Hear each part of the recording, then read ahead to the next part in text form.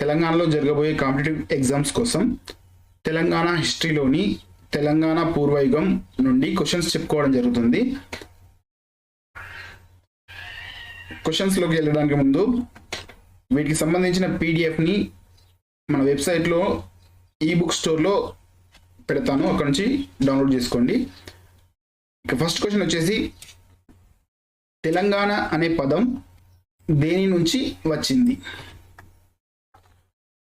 Answer వచ్చేసి option 4 పైవన్నీ, అంటే త్రిలింగ, తెలింగ, తెలంగ అనే పదాల నుండి తెలంగాణ అనే పదం వచ్చింది.